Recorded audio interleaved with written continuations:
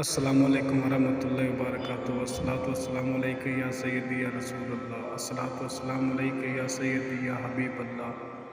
مصیبتیں ان لوگوں پر زیادہ آتی ہیں جو لگاتار بولتے رہتے ہیں، کیونکہ خاموشی سے بڑھ کر نفع دینے والی کوئی چیز نہیں۔ اللہ تعالیٰ کے رحمتوں کے خزانے ان لوگوں کے پاس ہوتے ہیں جو معمولی انسان نظر آتے ہیں۔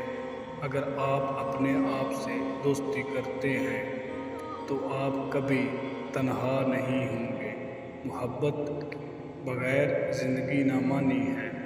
یہ مت سوچو کہ مجھے کس قسم کی محبت کی تلاش ہے، روحانی یا جسمانی، یا ناسوتی مشرقی یا مغربی۔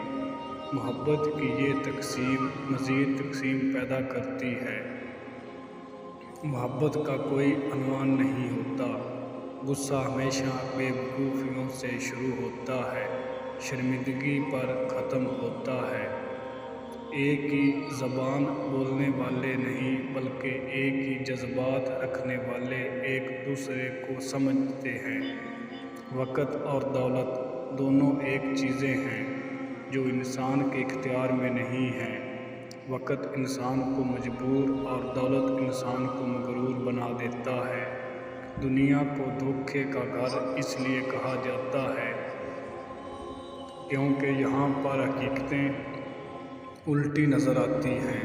اس شخص سے ہرگز محبت نہ کریں جو اللہ تعالیٰ سے محبت نہیں کرتا، کیونکہ جو شخص خدا کو چھوڑ سکتا ہے وہ تمہیں بھی چھوڑ سکتا ہے۔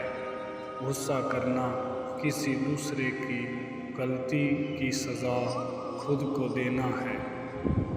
اپنے کلام میں نرمی اختیار کرو، کیونکہ کلام کی نسبت لہجے کا زیادہ اثر پڑتا ہے۔ کان اور گردن کے پیچھے خارش ہو تو سمجھ جانا دولت کی بارش ہونے والی ہے۔ اگر رزق اور عقل دانشور سے ملتا تو بے وقوف اور جانور بھوکے رہتے۔